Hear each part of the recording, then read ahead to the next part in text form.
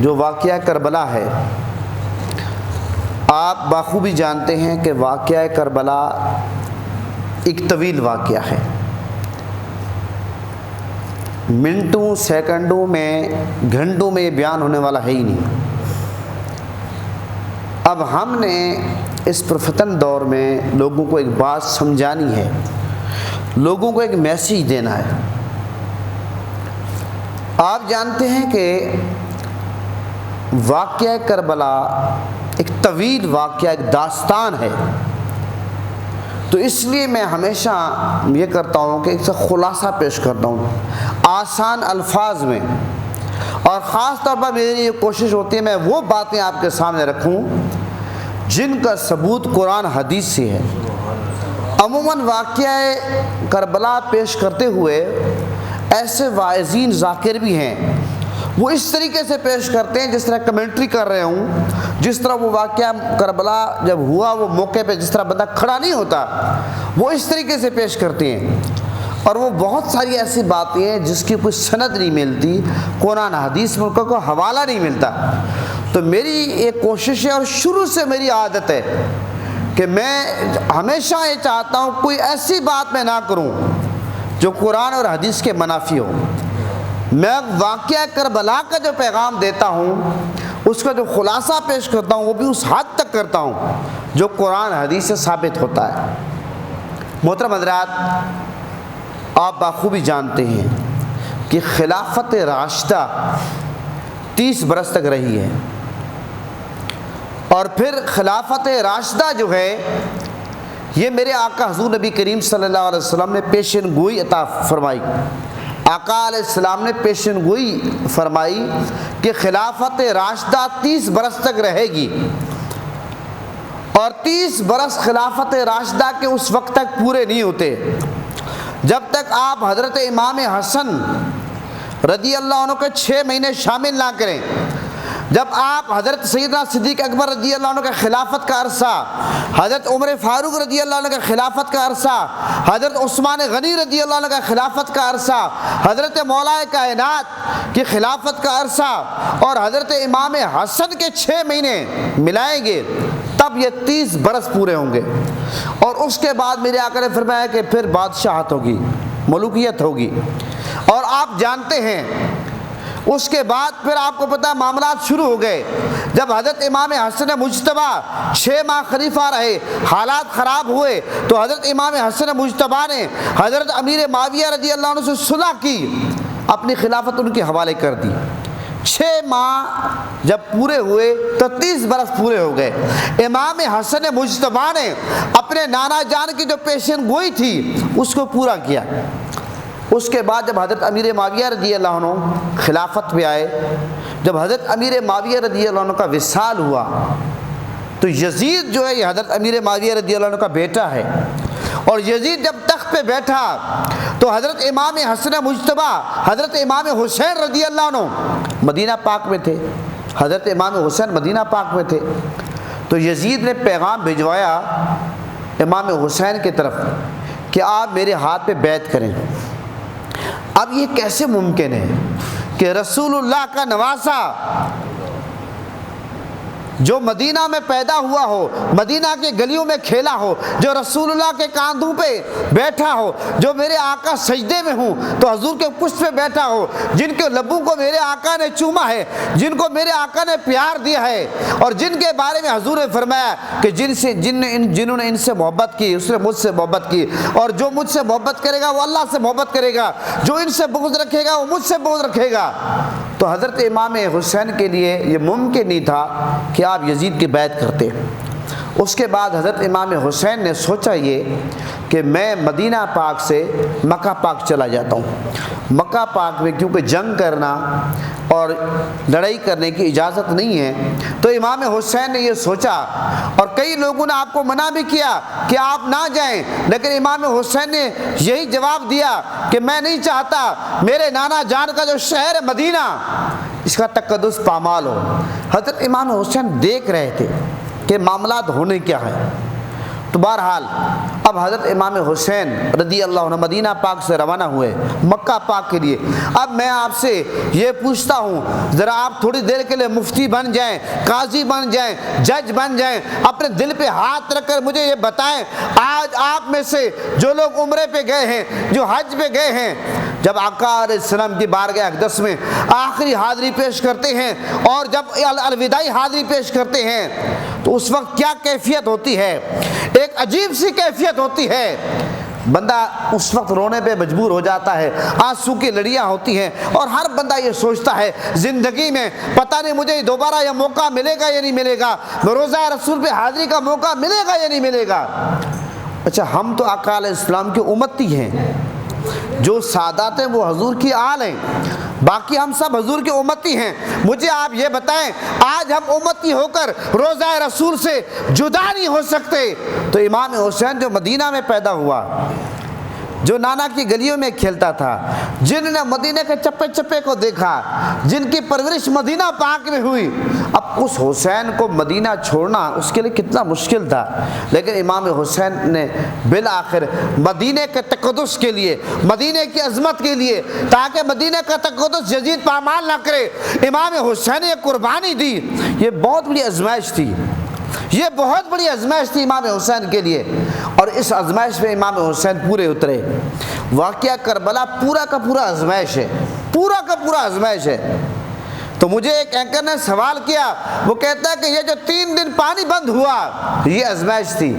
میں نے کہا امام حسین نے جو مدینہ چھوڑا یہ کام آزمائش تھی؟ پھر حضرت امام حسین جب مکہ پاک پہنچے ہیں تو مکہ پاک پہنچے، خطوط آنا شروع ہو گئے کوفیوں کے۔ خطوط کے بارے میں امام طبری نے یہاں تک 500 کے بارے میں لکھا، 1000 کے بارے میں بھی آتا ہے کہ 1000 خطوط آئے، اور بے شمار کے بارے میں لاتعداد بھی ہیں۔ بہرحال امام طبری نے یہ لکھا کہ 500 خطوط آئے، اور وہ جو خطوط تھے اس میں کیا لکھا ہوا تھا کہ ہم یزید کی بیعت نہیں کرنا چاہتے، اگر آپ نہیں آئے تو ہم تو یزید کا مقابلہ نہیں کر سکتے۔ امام حسین کو خطوط لکھے ہیں، اگر آپ نہیں آئیں گے تو قیامت کے دن ہم آپ کے نانا جان کو بتا دیں گے کہ ہم نے تو آپ کے نواسے کو بلایا ہے، ہم بے بس سے مجبور تھے، ہم نے آواز بلند کی، آپ کا نواسہ نہیں آیا۔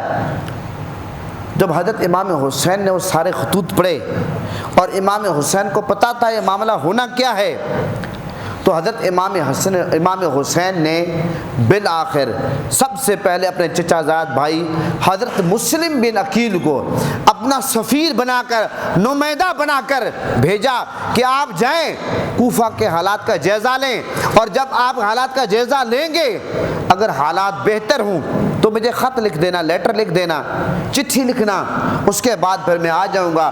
اب حضرت مسلم بن عقیل جب وہاں پہنچتے ہیں تو لوگوں نے استقبال کیا، 40,000 لوگوں کے بارے میں آتا ہے، تعداد مختلف بھی ہو سکتی ہے۔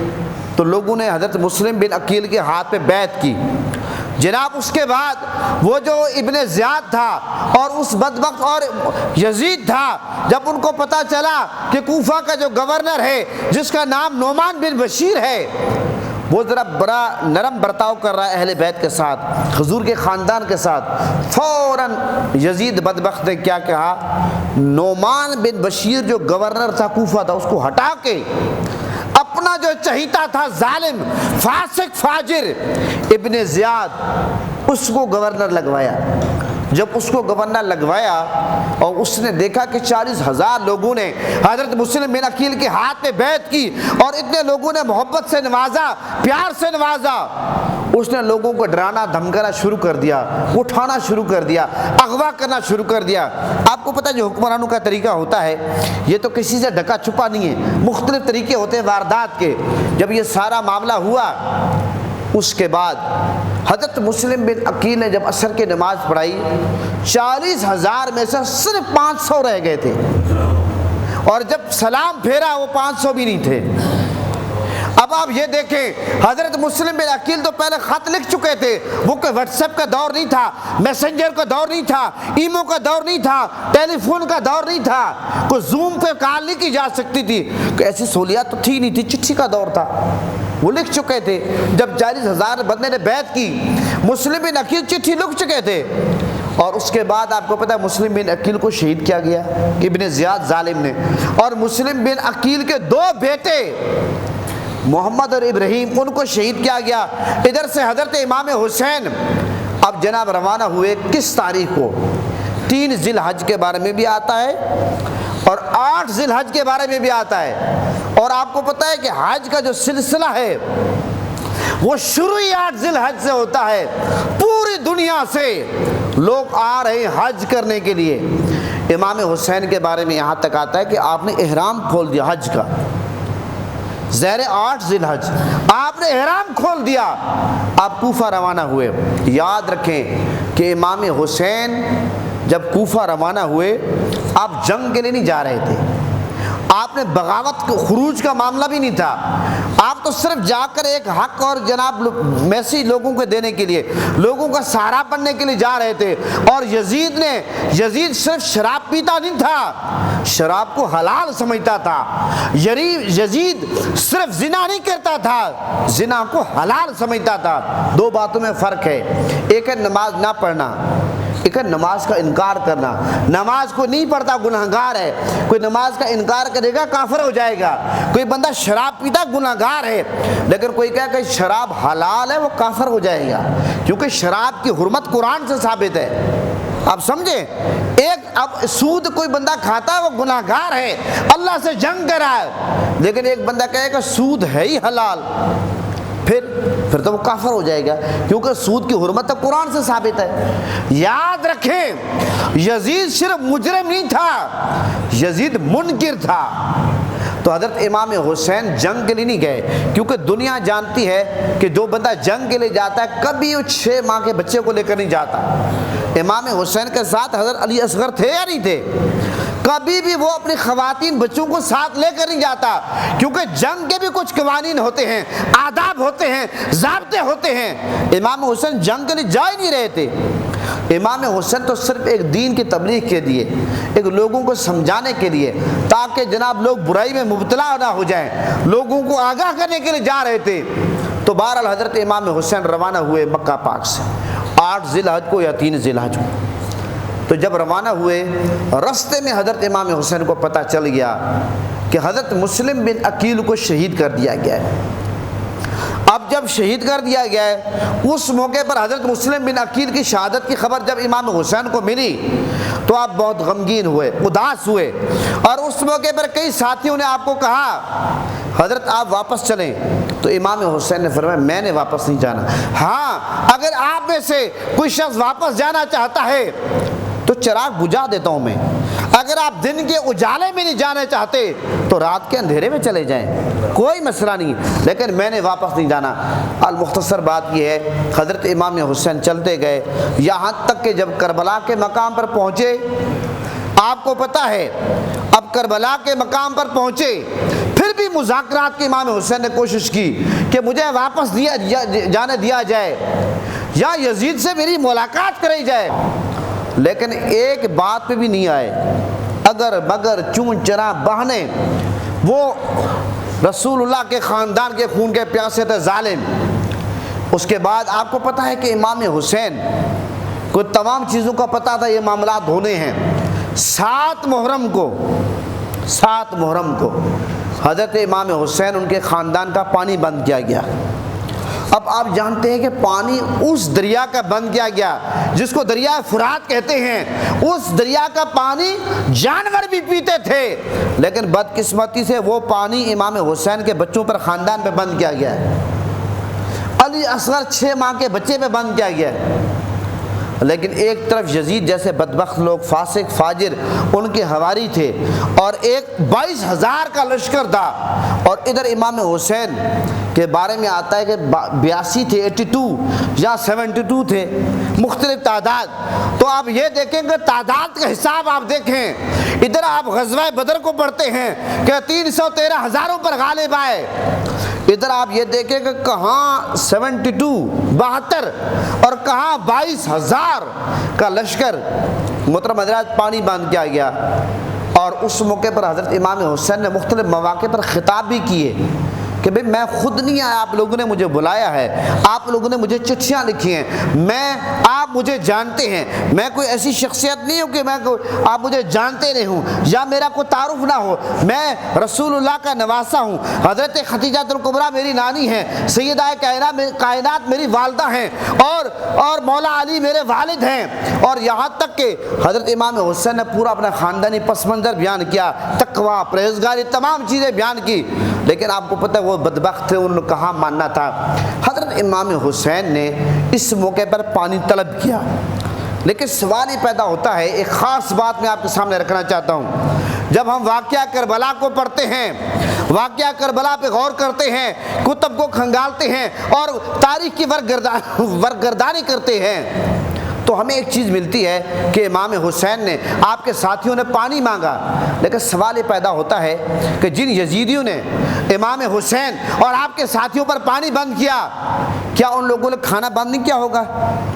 یہ سوال پیدا ہوتا ہے یا نہیں ہوتا؟ پیدا ہوتا ہے۔ قربان جاؤں میرے شیخ طریقت کے لخت جگر مفکر اسلام حضور قبلہ حامد صدیق کاظمی شاہ صاحب اس موقع پر فرماتے ہیں، بڑا خوبصورت ایک بات انہوں نے فرمائی، کیا فرماتے ہیں کہ بات یہ ہے کہ پانی مانگنا جو ہے یہ بھیک مانگنا نہیں ہے، کھانا مانگنا بھیک مانگنا ہے۔ پھر آپ ایک مثال دیتے ہیں، آپ فرماتے دیکھو اگر آج آپ کو کوئی مسافر آپ کے دروازے پہ آتا ہے اور دروازے پہ دستک دیتا ہے، کہتا مجھے پانی پلاؤ، تو باپ کہے گا بیٹا دروازے پہ ایک مسافر کھڑا ہے اس کو پانی پلا دو، اور اگر خدا توفیق دے کہے گا بیٹا گرمی کا موسم ہے شکنجی پلا دو یا شربت پلا دو، مسافر ہے پردیسی ہے، ایسے کہے گا۔ لیکن وہی مسافر یا کوئی اور بندہ آ کر جناب دروازے پہ دستک دیتا ہے، کہتا ہے کہ مجھے کھانا دو، تو باپ کیا کہے گا اپنے بیٹے کو؟ بیٹا دروازے پہ ایک بھیکاری کھڑا ہے، ذرا ایسا کرو ایک روٹی لے لو، اس کے اوپر تھوڑا سا سالن رکھ لو، جا کر وہ مانگنے والے بھیکاری کو دے کر آؤ۔ مانگنے والے نے جب پانی مانگا، آپ نے اس کو بھیکاری نہیں کہا، آپ نے اس کو مسافر کہا، پردیسی کہا، لیکن مانگنے والے نے جب کھانا مانگا آپ نے کہا وہ بھیکاری ہے۔ پتہ چلا کہ کھانا مانگنا جو ہے یہ بھیک مانگنا ہے، پانی مانگنا بھیک مانگنا نہیں ہے۔ آج بھی اگر آپ کسی شاپ میں جاتے ہیں، آپ مارکیٹ میں جا رہے ہیں، کسی بھی دکان میں جا رہے ہیں، لیکن لوگ کھانا کھا رہے ہیں، کیا آپ ان کے ساتھ کھانے پہ بیٹھ جائیں گے؟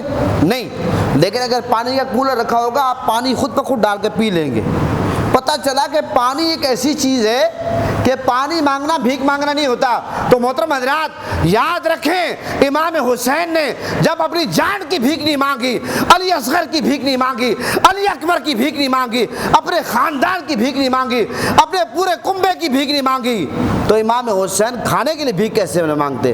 پتہ چلا کہ پانی مانگنا جو بھیک مانگنا نہیں ہے، کھانا مانگنا بھیک مانگنا ہے۔ تو اس لیے امام حسین نے کھانا نہیں مانگا، تو جن بدبخت لوگوں نے امام حسین پر پانی بند کیا ہے، آپ کوئی سوچ بھی نہیں سکتا کہ انہوں نے کھانا دیا ہوگا، مہمان نوازی کی ہوگی۔ کیا آپ یزیدیوں سے توقع کر سکتے ہیں؟ نہیں کر سکتے۔ تو محترم حضرات پھر مجھے یہ بھی آپ کہنے دیجئے، امام حسین کربلا میں پیاسے رہے، لیکن پوری کائنات کے لوگوں کو پیاس بجھا گئے۔ 7 محرم سے امام حسین کا پانی بند ہوا، تو 7 محرم سے کیا آپ یہ دیکھیں کہ جب یکم محرم ہوتی ہے، آپ کراچی میں جائیں، لاہور میں جائیں، سڑکوں پہ آپ کو سبیلیں لگی ہوئی نظر آتی ہیں، اسلام آباد میں مختلف جگہوں پر۔ پھر جب 7 محرم آتی ہے سبیلوں میں اضافہ ہو جاتا ہے، کیوں کہ امام حسین خود تو پیاسے رہے لیکن پوری کائنات کی پیاس بجھا گئے ہیں، پوری کائنات کی پیاس بجھا گئے ہیں۔ واہ حسین تیری عظمت پہ قربان۔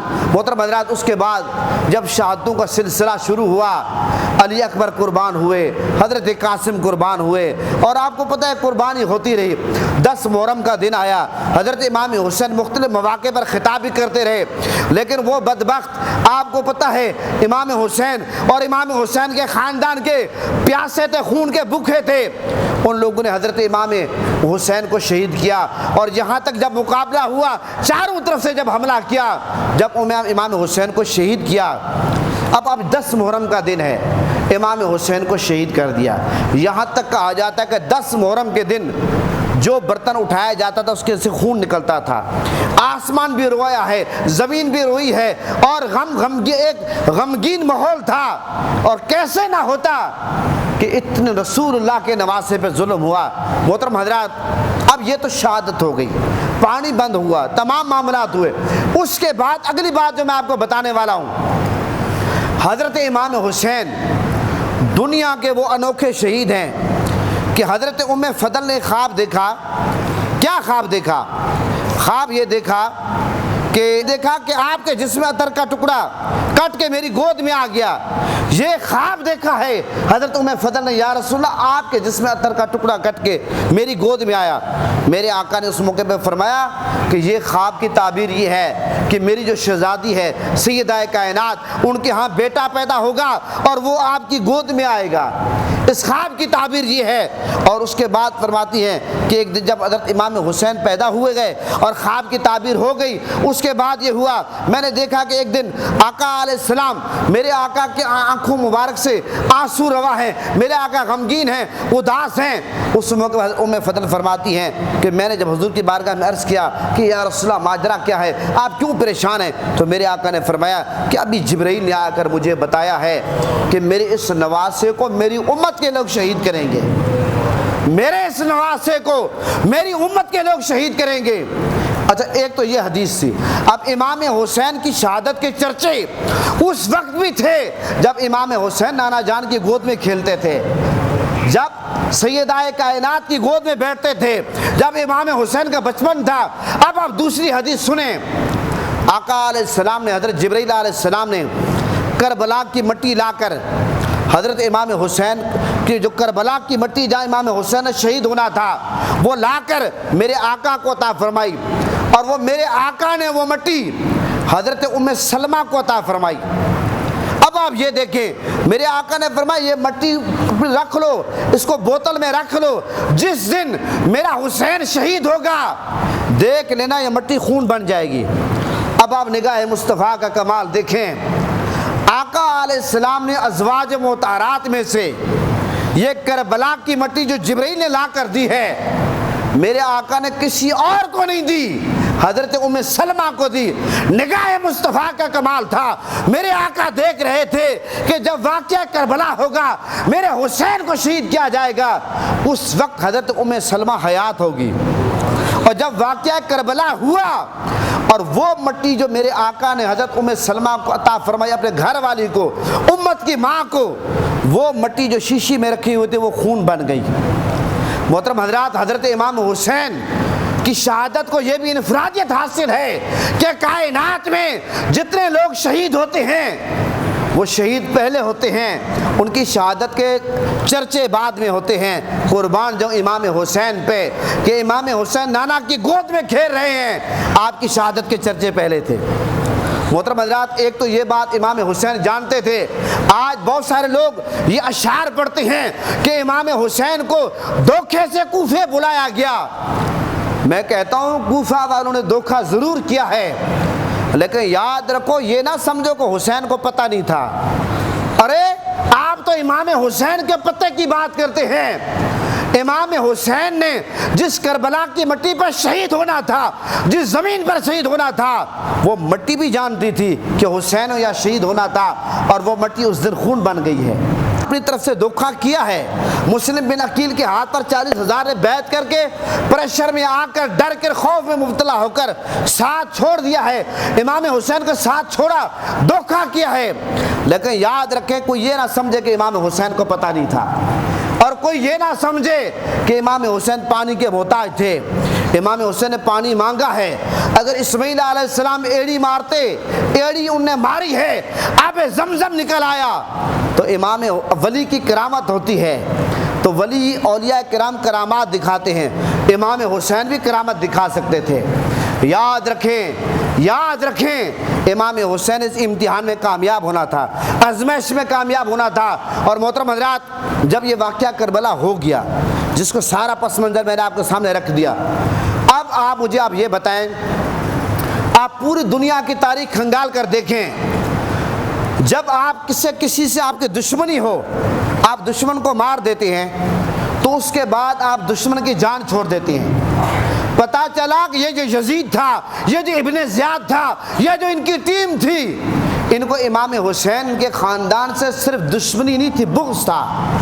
اب آپ کہیں گے جناب عالی دشمنی اور بغض کیا ہے، اس کا فرق کیا ہے؟ دشمنی اور بغض کا فرق یہ ہے، اگر یزید کو صرف دشمنی ہوتی تو امام حسین کو شہید کر کے اس کے بعد چھوڑ دیتا، نہیں، یزید کو بغض تھا، اس لیے اس نے امام حسین کا سر کاٹا، امام حسین کا دمشق کی گلیوں میں گھمایا۔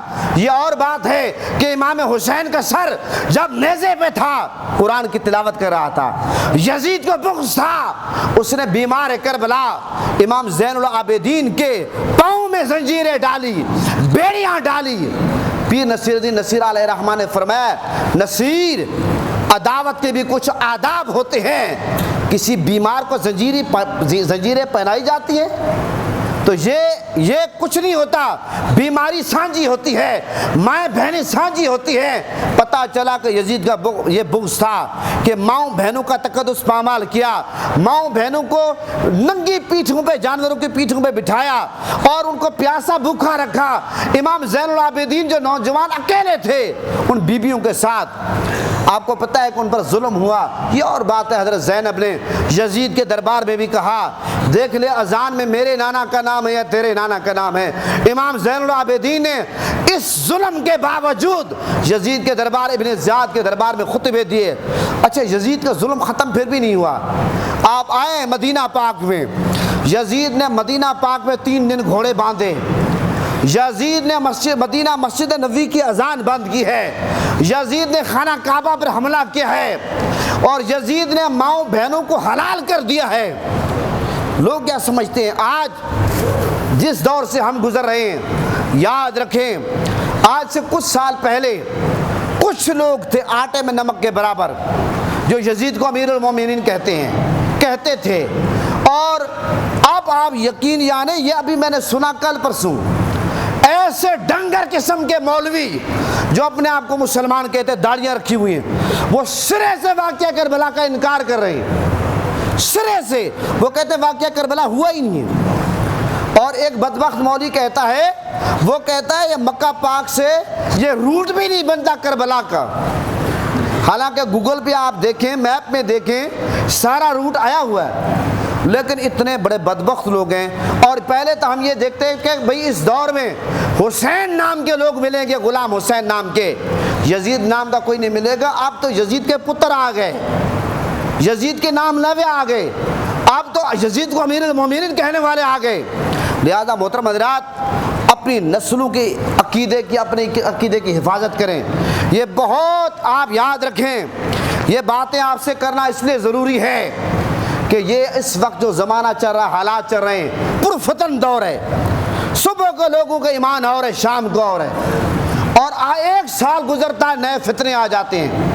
تو ہمارا یہ عقیدہ ہے اور ہونا چاہیے، افضل ہے کل جہاں سے گھرانہ حسین کا، نبیوں کا تاجدار ہے نانا حسین کا، ایک پل کی تھی بس حکومت یزید کی، صدیاں حسین کی ہیں، زمانہ حسین کا ہے، صدیاں حسین کی ہیں، زمانہ حسین کا ہے۔ اور یہ ہم سب کا عقیدہ اور نظریہ ہے، یاد رکھیں ہم نے جنت میں جانا، حسین کی شفاعت سے جانا ہے۔ ایسا ممکن نہیں ہے کہ ہم جنت میں جائیں اور جنت کے جو سردار ہیں ان سے ہمیں عشق نہ ہو۔ جنتی نوجوانوں کے سردار کون؟ امام حسین ہیں، امام حسن ہیں۔ اس لیے شاعر کہتا ہے فردوس کا سالار حسین ابن علی ہے، فردوس کا سالار حسین ابن علی ہے، اللہ کا شاہکار حسین ابن علی ہے، سمجھو کہ مقام اسی کا ہی فردوس بنے گی جس کا بھی طرفدار حسین بن علی ہے۔ دنیا کے کسی غم میں فرمایا دنیا کے کسی غم میں گھبراتا نہیں ہوں، اجمل میرا غم خار حسین ابن علی ہے، میرا غم خار حسین ابن علی ہے۔ محترم حضرات یہ اشعار بظاہر تو آپ کو اشعار نظر آ رہے ہیں، در حقیقت یہ ایک عقیدہ ہے جو ہم سب کو یاد کرنا ہے، جس کو ہم نے سمجھنا ہے اور اپنے بچے کو یاد کرانا ہے کہ عقیدہ کہتے کس کو ہے۔ محترم حضرات، جب تک ہم ان چیزوں کو نہیں سمجھیں گے اس وقت تک ہم کامیاب نہیں ہو سکتے۔ اس لیے یہ ہمارے بزرگ گزرے ہیں، ایک دانشور گزرے ہیں، ایک تو اشفاق احمد صاحب گزرے ہیں، ایک واصف علی واصف گزرے ہیں۔ افسوس کہ اب نوجوان نے ان بزرگوں کو پڑھنا چھوڑ دیا۔ واصف علی واصف نے پتہ کیا کہا؟ واقعہ کربلا کو سامنے رکھ کر یزید کا کردار اور حسینی کردار کہ واصف علی واصف نے کیا نقشہ کھینچا، سنیں آپ کو پورا سمجھ آئے گا کہ واقعہ کربلا کیا ہے اور یزید کا انجام کیا ہے اور حسین کا مقام کیا ہے۔ واصف علی واصف کہتے ہیں حسین سچا، حسین اعلیٰ، حسین اشرف، حسین برتر، یزید جھوٹا، یزید اسفل، یزید ارذل، یزید کمتر، حسین مسلم، حسین مومن، حسین عالم، حسین عادل، یزید مرتد، یزید ملحد، یزید جاہل، یزید قاتل، حسین صادق، حسین ابید، حسین مصلح، حسین صابر، یزید کاذب، یزید اسود، یزید مفسد، یزید جابر۔ اور پھر کہتے ہیں حسین مثبت، حسین کامل، حسین داخل، حسین عاقل، یزید منفی، یزید ناقص، یزید خارج، یزید باطل۔ اور پھر واصف علی واصف نے آخر میں یہ فرمایا یہی کرشمہ ہے سچ کا واصف، یہی کرشمہ ہے سچ کا واصف، یہی کرامت ہے کربلا کی، شہید کر کے یزید فانی، شہید ہو کر حسین باقی، شہید ہو کر حسین باقی ہے، حسین باقی ہے، حسین کا مشن باقی ہے۔ حسین نے یہ قربانی نہ جائیداد کے لیے دی ہے، نہ پیسے کے لیے دی ہے، نہ کرسی کے لیے دی ہے، نہ اقتدار کے لیے دی ہے۔ حسین نے یہ قربانی دین کو بچانے کے لیے دی ہے، دین کی سربلندی کے لیے دی ہے۔ یہ جو آپ کلمہ پڑھتے ہیں لا الہ الا اللہ محمد رسول اللہ، اس کلمے کو حسین نے بچایا ہے۔ اس لیے شاعر کہتا ہے لا الہ تو پڑھ لیا، اب لے مزہ تحسیر کا، لا الہ کی تہ کے نیچے خون ہے شبیر کا۔ لا الہ پڑھنے والوں لا الہ سے پوچھ لو، لا الہ تو بچ گیا، گھر لٹ گیا شبیر کا۔ تو ہمیشہ ایک نعرہ میرے ساتھ آج لگائیں کہ حسینیت زندہ باد، حسینیت زندہ باد، حسینیت زندہ باد، یزیدیت مردہ باد، یزیدیت مردہ باد۔ پاکستان کا مطلب کیا؟